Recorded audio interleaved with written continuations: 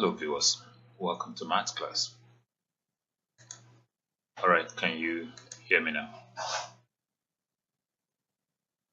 Yes, I can. Okay, so rates of change, that's the first thing we look at.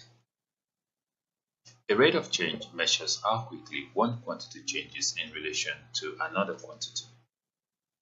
It answers questions like how fast or how much per minute or per second or per day or per year.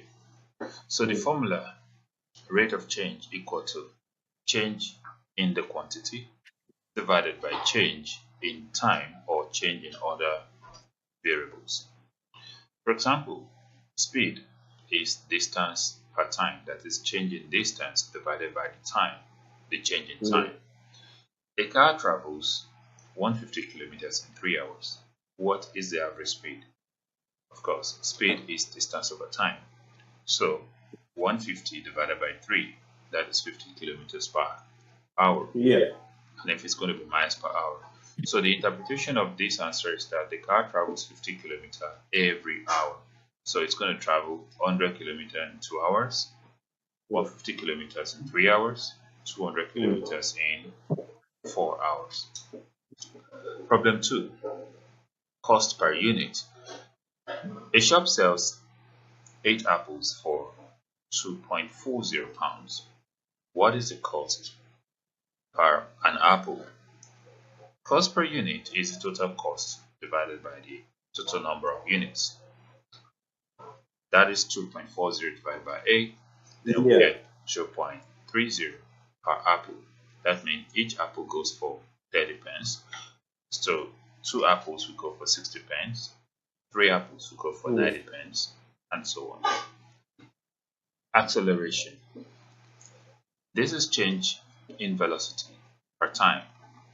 A cyclist accelerates from velocity 0 to velocity 12. So there's a change in velocity. We can take note of the unit, meter per second.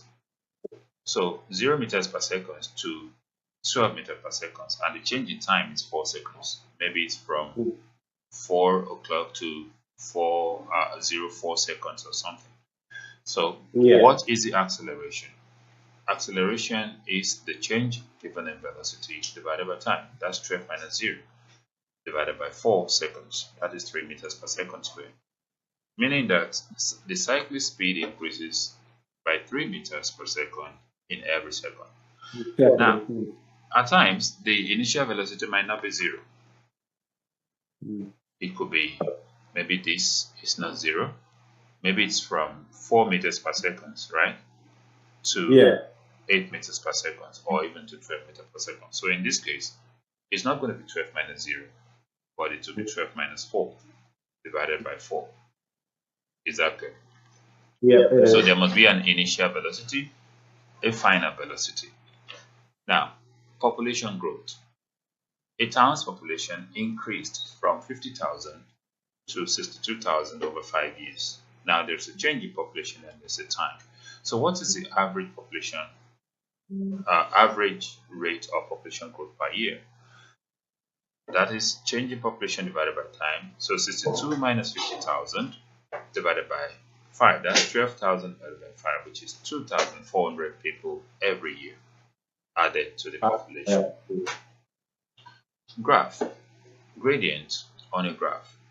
On a distance time graph, a point is at 2 hours, 100 kilometers.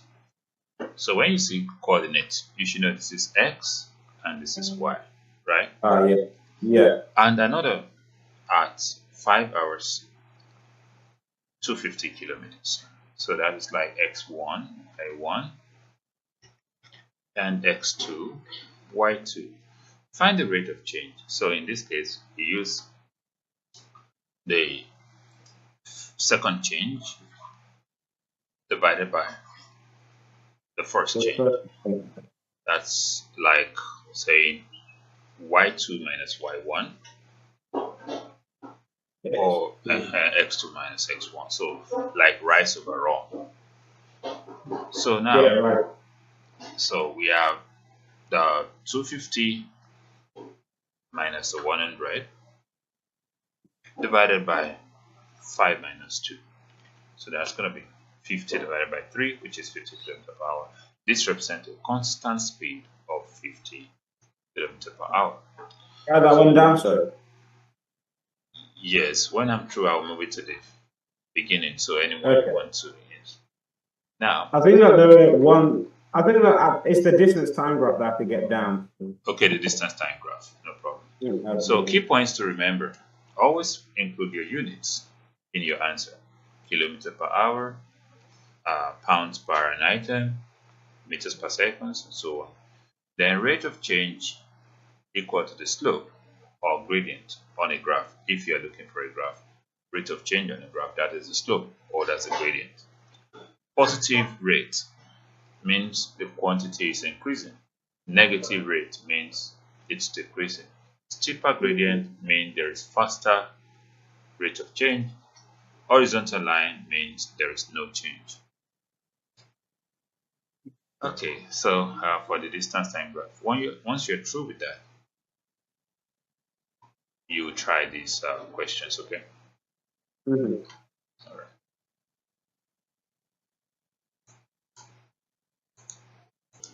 You try these questions. Okay. Let's see. Move it up a bit. Okay.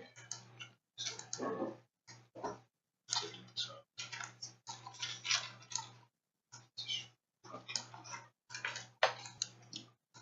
All right. So for the first one, what's your answer? I got 60 miles an hour. 60 miles per hour. 60 mph. The second one? 60 again. Wait, no. 10%. 10% per hour. 10% per hour. Okay. The last one? 5. 5, right?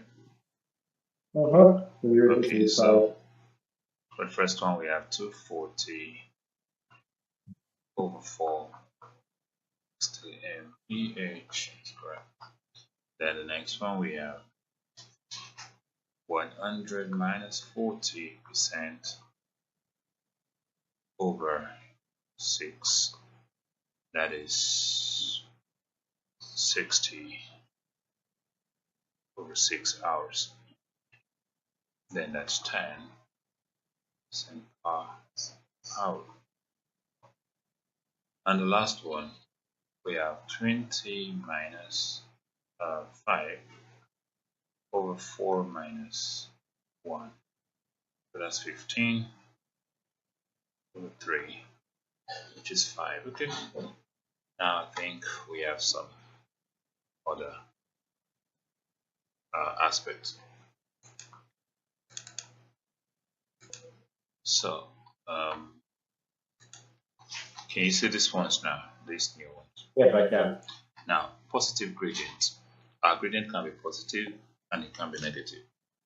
So, to find positive gradient, you say find the gradient of a line passing through the points. You can see the given points, right?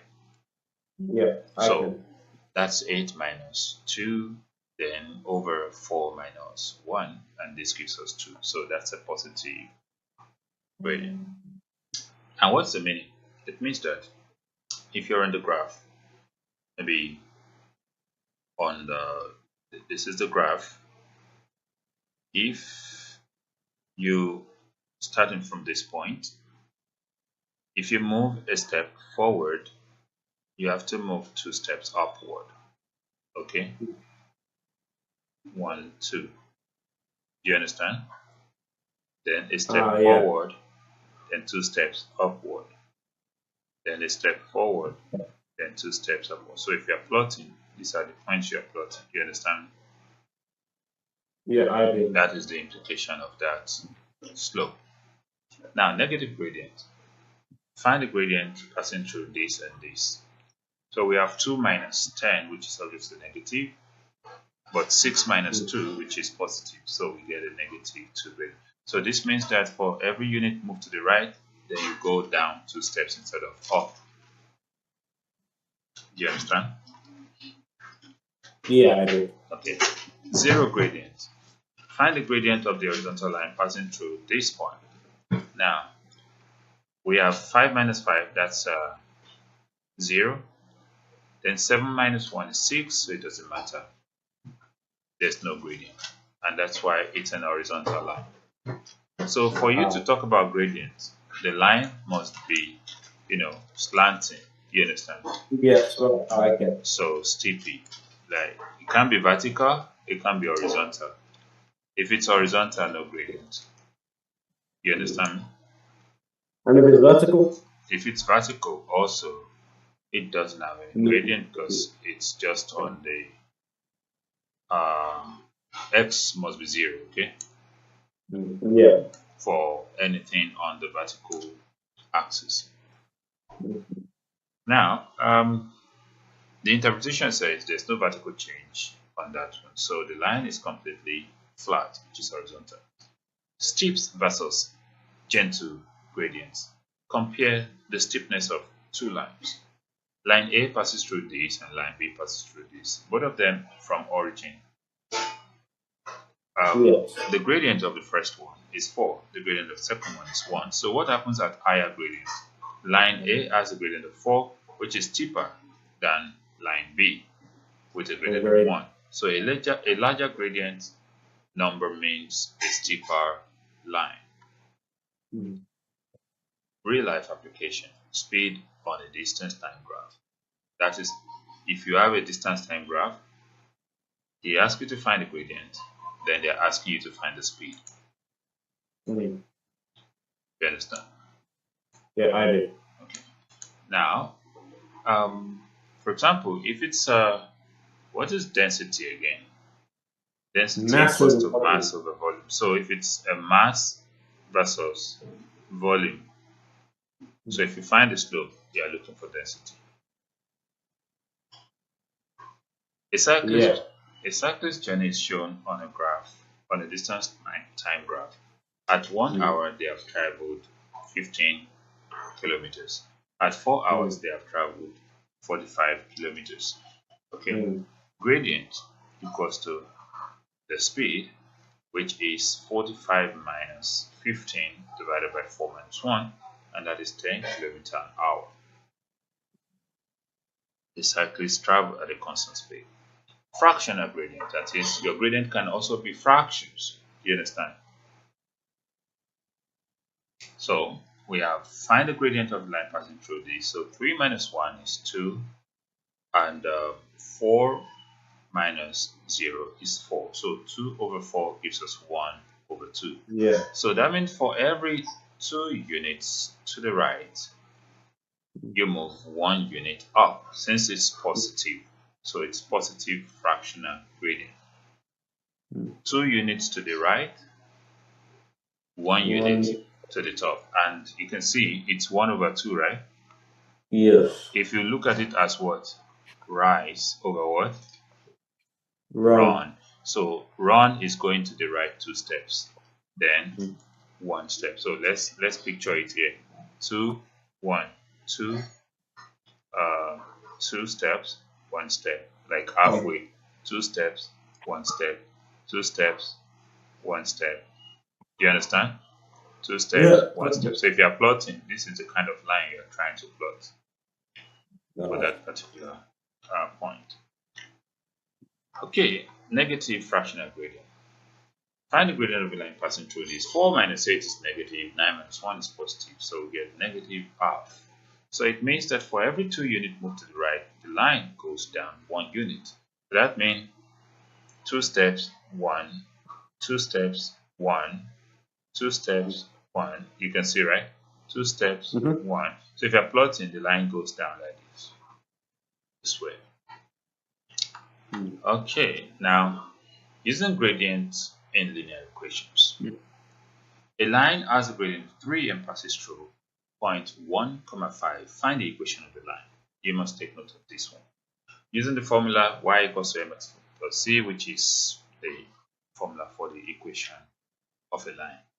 M is the gradient, so we have to put 3 here as m. We don't know the y-intercept, so we have to slot in x and y. This is x and this is y. Mm. So that means y at the beginning is 5. Then m is already 3. X inside is 1. Then c. So this is 5 minus 3 equal to c. So c equal to what? 2. So if we are writing the equation now, that will be y equal to what? 3x plus c, which is 2. Substitution. Yes. So if they give you gradient, they give you x and y value, you must first find your what? Y-intercept c. Okay. Then you now plug it back into the equation. But you won't plug back the x and y value. Do you understand? So the only thing you plug back is what? The gradient and the intercept. Okay, I'm going to give you some questions to look at. Shut up. Sorry. Yeah, so which one of them? Can I get the one with like the rates, please? Is it the previous one? Or I mean, is it the first set of examples? Yeah, no, the distance time graph. Okay, the distance time. Let me see. Where is it again?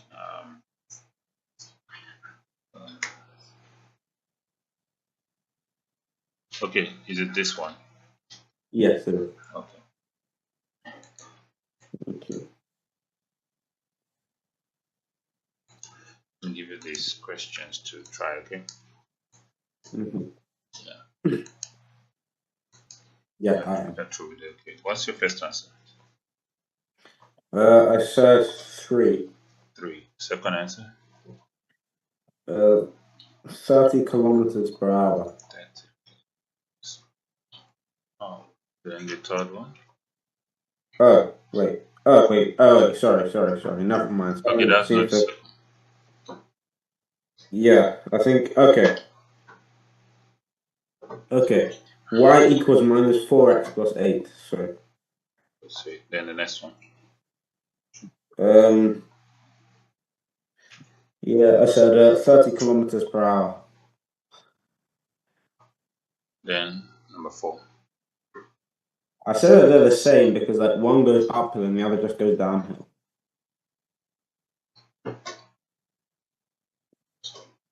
Okay. Same, right? Yeah, that's what I said. Then I'm not if it's gradient 3 because it's going up. The last one. I said 3. 3. All done. Let's look at it together now. For that number 4, I will not solve it. I will just display the solution here. So you will now look at it and see whether you understand what the solution is saying. Wait, am I correct though? when the time comes. So number 1, we have 12 minus what? 3, right? Yeah. That's 9. Then 5 minus 2, that's 3. So that's correct. Then number 2, we have to plug in the gradient and the y is 8 equal to x is 0, so minus 4 times 0, right? Yeah. C, so c equal to 8. Then y equal to minus 4x plus 8. That's correct. Then number 3, that's the next one. Number 3, 2 points on this and this. So 150 minus this, that's 90. 2 points. Okay. Yes. Then 5 minus 3 minus 2, that's 3. So this is 30. Then number 5, a line passes through. This was a gradient. Okay, 15 minus 7 is 8, and 3 minus 3 is, wait a minute. 3 minus 3 is what? 0. So what's 8 divided by 0? 0. So your gradient is 0. No gradient. Oh. So that means it's an horizontal line. Okay. Yeah. Horizontal line. The last one that I said I want to paste the solution. Now study this within 60 seconds. I knew that was gradient 3. Oh yeah, I see. I put gradient 3 before, but I wasn't sure. So line A gradient of 3, line B gradient of 0.3. So it's only smaller, not negative. Yeah. I got confused with negative. Yeah. Yeah. So that's why I said you should. So the one with line with 3 is steeper. You understand? Yep, I do. Okay. You can send the details you said you want to send. That we can look at them together. So these are the questions. Do you want us to just look at them together, or you want to attempt them? I'll attempt it first, and then. Okay. Like how many minutes now? 1, 2, 3, 4, 5, 6, 7, 8. We take 3 minutes for one question. That's 3 times 8, 24 minutes. In fact, because I'm printing a big one here, so I'm watching the time that remains for us for today's class. Yeah, for the lesson. But whatever you print, we can keep against tomorrow. In fact, I think that we should do that one tomorrow and do this one that I'm printing today. Okay, this one tomorrow, right? Yeah, and then the one that I'm printing. You're printing should do today. Okay, no problem. You can send it over. Or does it make more sense? No, because we actually want to get through it. So. I'm thinking you should just look at this first, so that whatever you print, you can still send it. Then we use it tomorrow. Yeah, I was thinking that also, but I was thinking that if I take to the end of the lesson to do this, we'd want to go through it before. We won't be able to go through that. Okay, the one you're sending is not much. Sorry? Is it? Oh no, the one I'm sending is quite big, so it'll probably take today and tomorrow, and then we can do the shorter questions on Wednesday. Okay. As like maybe like a light roundup. So which one are we doing right now?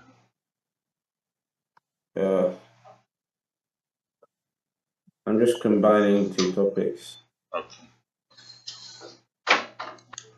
So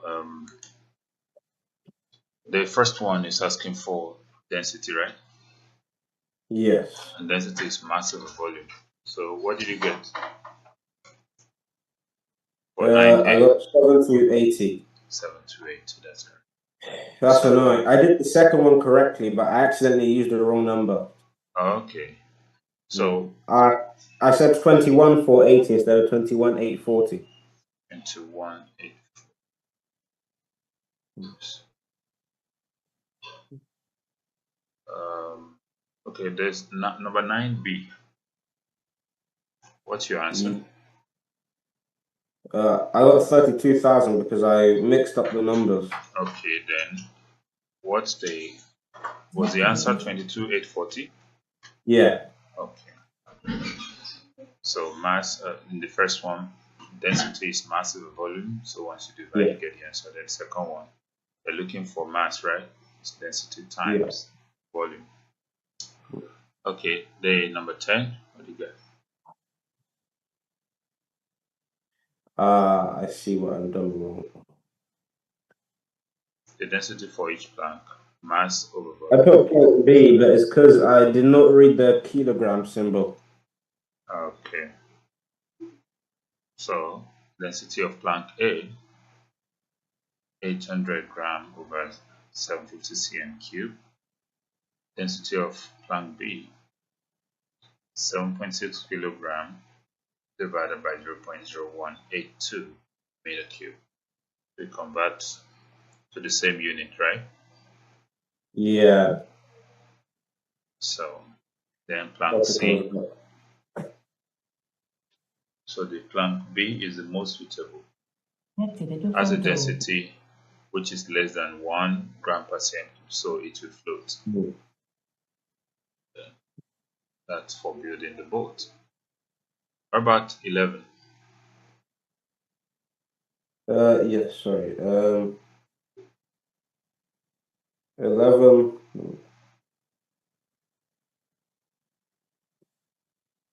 Yeah, so I got 0.00094. Okay. But what's the answer? They got 940.8. 940.8, which is approximately 941, right? Yes. Oh, I didn't convert it to kilograms per cubic meter.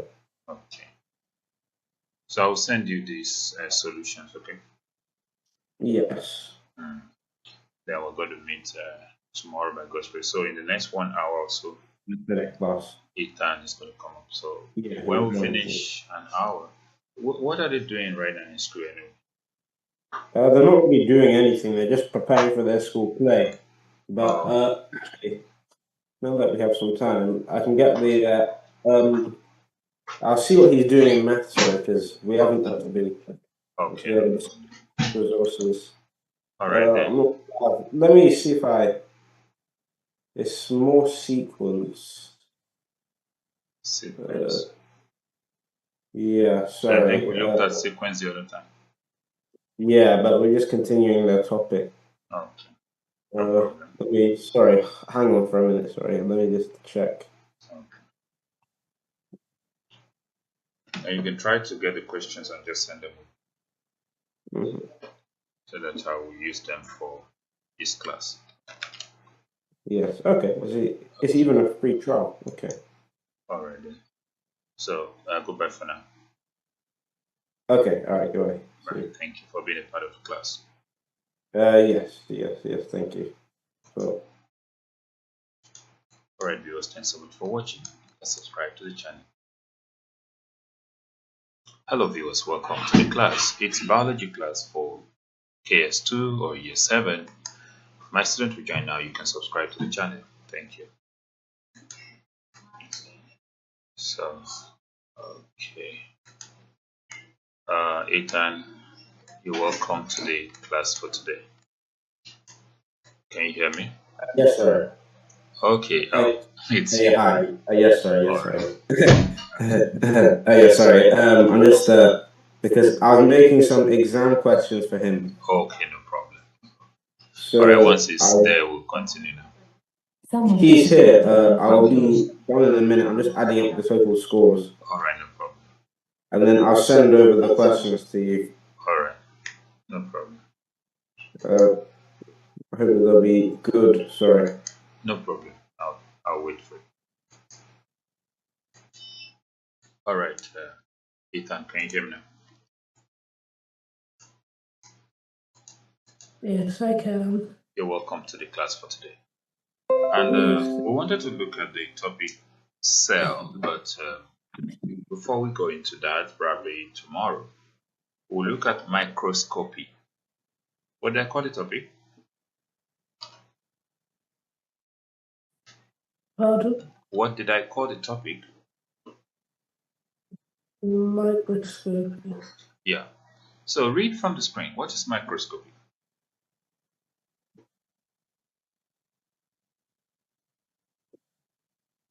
Microscopy is the use of a microscope to look at very tiny things. Yeah, to A observe. microscope Wait.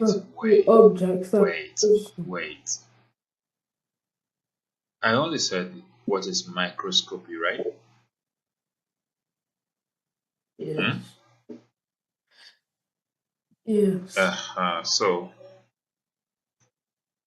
microscopy is the use of a microscope to observe tiny things. So we said a microscope helps us see objects that are too small to see clearly with our eyes. What is a microscope? This is a scientific instrument that makes tiny objects look bigger. So scientists use microscope to look at some things. What are those things? Like cells, tiny living things, planet parts, and small materials. And small materials. So cells, that is where the topic cell is going to come in, okay? Yeah. Yeah. So cells, tiny living things, plant parts. So if those things are too small to see with our eyes, that means the microscope is going to make them big. Can you hear me, Ethan? Yes, I can. Why do we use microscope? We use microscope because some things are too small to see, they're too hard to see in detail, or because they're clearer when magnified. For example, a leaf may look smooth with your eyes. Under a microscope, you may see tiny patterns and structures on the leaf, okay? Yes. So what does magnification mean? Magnification means making something look bigger than it really is. If something is magnified, it appears larger and it is easier to study. So we said microscope makes objects easier to study, right? Right? Yeah. So, Yeah. for example, read the example for me. A tiny insect slag may look small to our eyes, but under a microscope, it can look much bigger and show more detail. Yes, it's going to look much bigger under a microscope, then it's going to show more detail. Now let's talk about parts of a microscope. You will need to learn the basic parts: the eyepiece, the lens, the stage, light, focus, wheel, or knob. So what does the focus wheel do? Or the knob? What does it do? It makes the image clearer. So that means you have to turn it, right? You have to keep turning it until it's, to the specification or application you want. So the light helps you see the specimen clearly. The stage is where the slide is placed. The lens helps make the object look bigger, and the eyepiece is the part you look through. What is the name of the part you look through in a microscope? Pardon? What is the name of the part you look through in a microscope? An eyepiece. The eyepiece. All right. So let's go over what do we have for the definition? So microscopy is the use of microscope to look at very tiny things. And here, PS3, it is a study of very small objects using a microscope. So the microscope lets us see things that are too small to be seen clearly with our naked eye, such as, what are those things, please? Ethan, what are those things that we can see through a microscope that we can use a microscope to view according to what's on the board? Cells, bacteria, tiny organisms, and cell structures. Cells, cell structures, bacteria. Have you seen a cell before? No. No, because it's so tiny we can't see it. Okay, but coming back to microscope, we said microscopy, the use of microscope to study very small objects. Before we go to the keywords, we say, why do we use microscopes? We use microscopes to make tiny objects look bigger, and that's magnification, to see more details, to study cells and tissues, and to compare different specimens. So the basic keywords, what are the basic keywords on the board? What are the basic keywords you can see on the board, Ethan? Microscope. And what is it? A piece of equipment used to magnify small objects. Next. Magnification. How many times bigger an image appears than the real object? How many times bigger an image appears than the real object. So now, the real object and the image, which one is expected to be bigger? Pardon? The real object and the image, which one is expected to be bigger? The image. The image. Resolution. How clearly you can tell 2 points apart. Higher resolution. More detail can be seen. Magnification without good resolution gives a bigger image but blurry. Okay? Yes. Specimen is the object you're looking at. What's a slide? A thin piece of glass or plastic that holds the specimen. That holds a specimen. So, what's the cover slip? A thin piece of glass placed over the specimen. Cover slip. Okay, now this is a microscope, right? Yes. Can you mention all of the parts you can see there? Eyepiece, coarse focus, line focus, objective lenses, arm, stage clip, stage, condenser, Condenser and mirror. Condenser and and mirror. mirror. Okay. So talking about the parts of a microscope. What does the eyepiece do?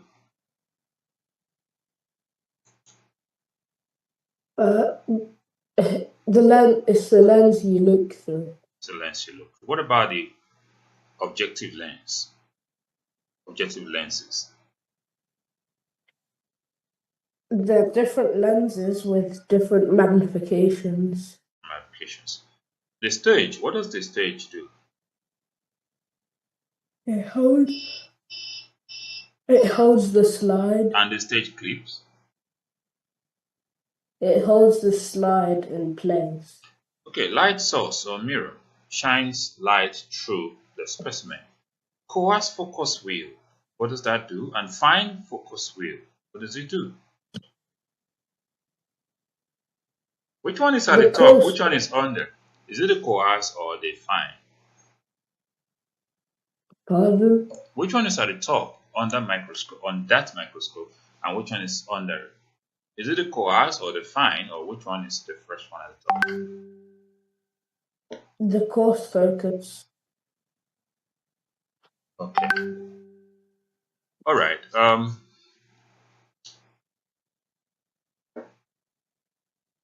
So what does the two do?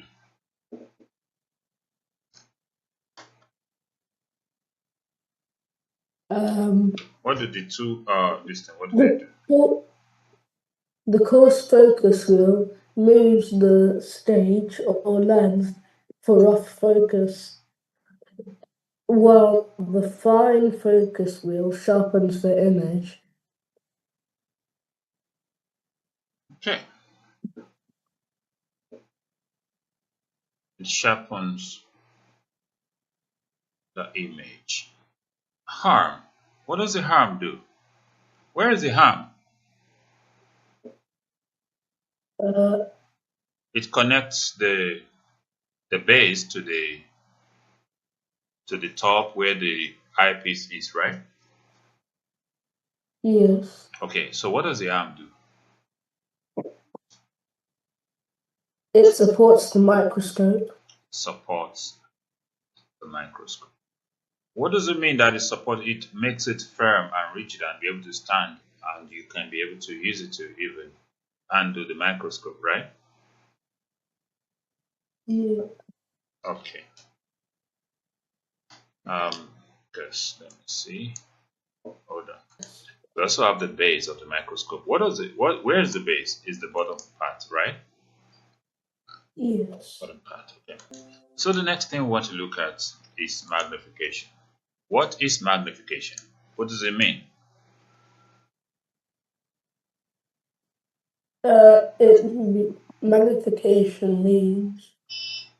Magnification tells us how many times larger the image is than the actual object. So if the magnification is times 2, that means it's 2 times bigger than the object.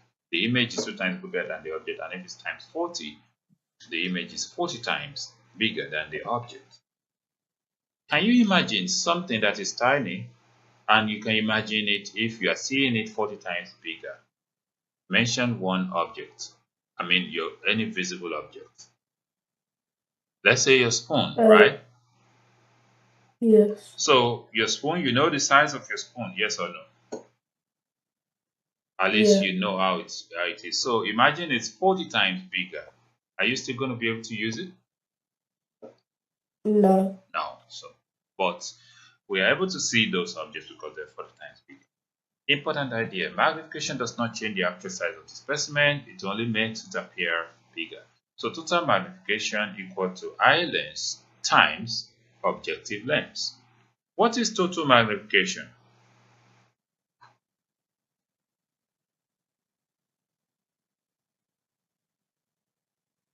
What is total magnification?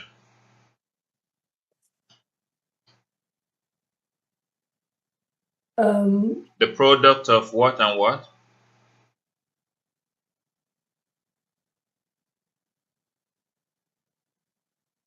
Yes?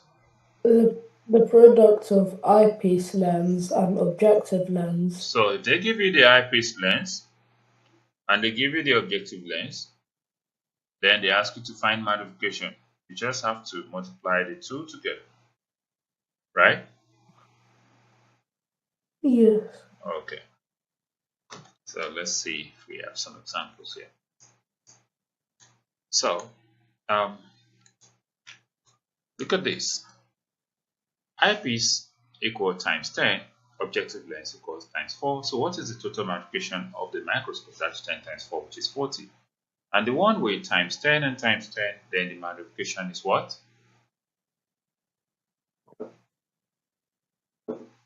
100. 100 times 100. So that means any object you use that microscope to view, it's going to appear in 100 folds. Now let's look at magnification formula. What is the magnification formula?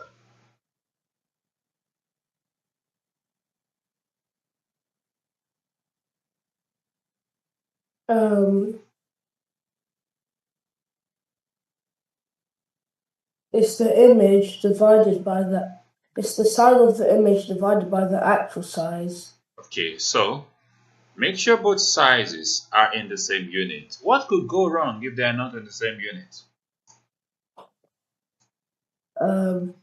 Maybe one image is in centimeters and the other one is in meter. So, I mean, the image size is in maybe meters or maybe centimeters, and you get the actual size in meters. So, it won't work. It won't give you the actual magnification, okay? So, if it's millimeters, they must both be in millimeters. So, an image of a cell is 20 millimeters long.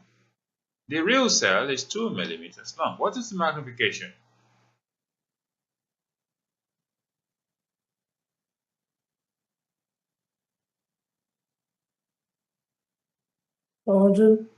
The image, an image of a cell is 20 millimeters long. The real cell is 2 millimeters long. What is the magnification?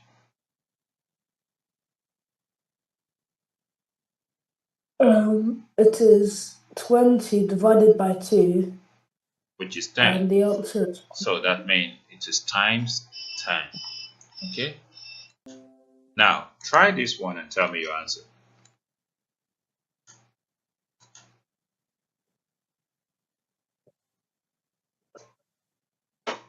Well, Try this and tell me your answer.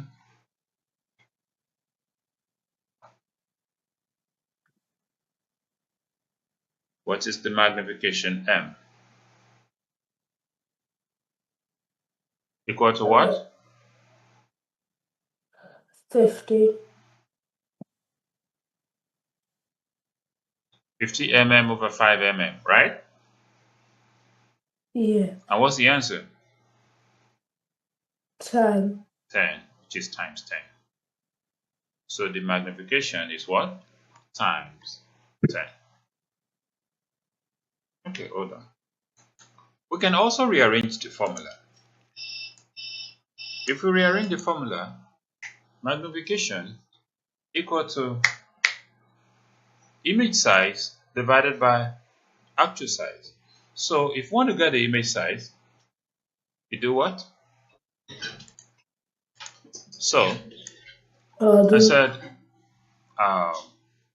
we can rearrange the formula. Magnification is what?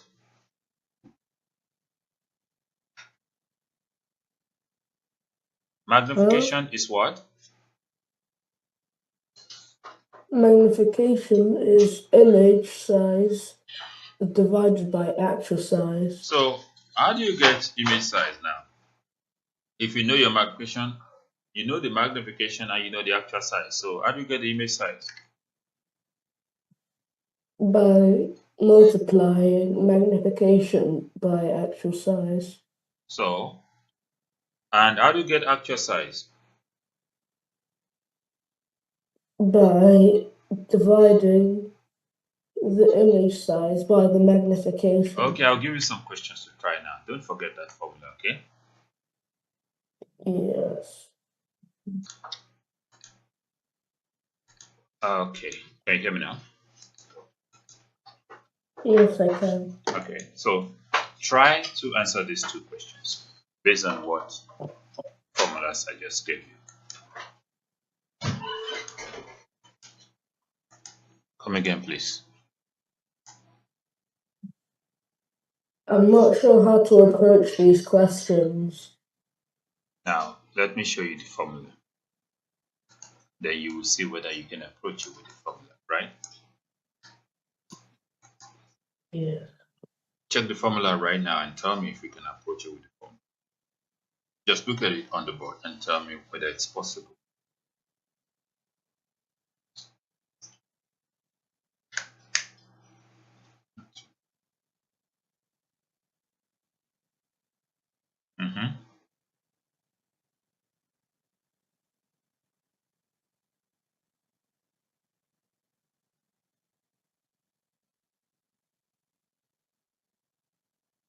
I think I can, but can you keep them on the same place, please? They're in the same place, right? Keep the formula, please. The formula and the question are in the same place, right? Yes. So, do you think you can do it?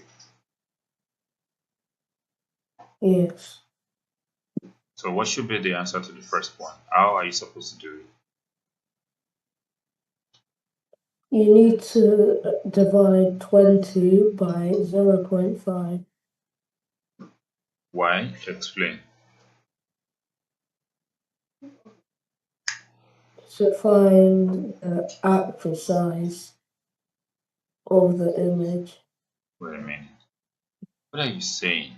You said divide 20 by 0.5 to find actual size of the image. Are you looking at the question at all? What is that question of 20 and 0.5 looking for? Is it looking for actual size?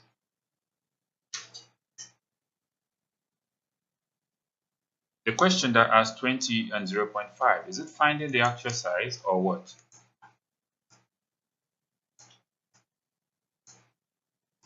It's finding what? The image size. So what is the formula for finding the image size? The formulas are right before you. It is magnification times actual size. So what are you supposed to do in question 6? Times it. Times what?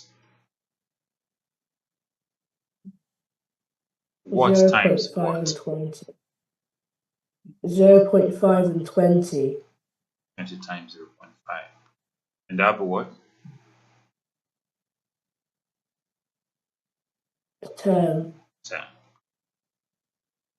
So that is the image size, right? Yes. That is 10. 10 what? What's the unit? 10 milliliters. So what about the one that is finding actual size? What's the formula?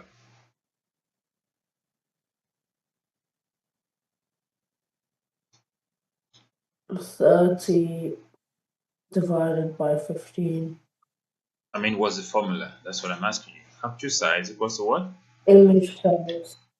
Divided by magnification. Image So size. the image is 30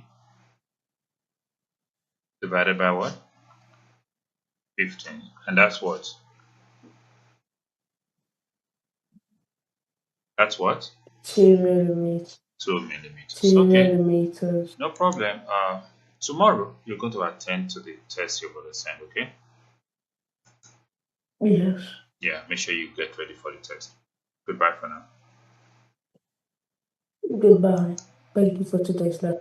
Oh, thank you. So, viewers, thanks so much for watching. Bye.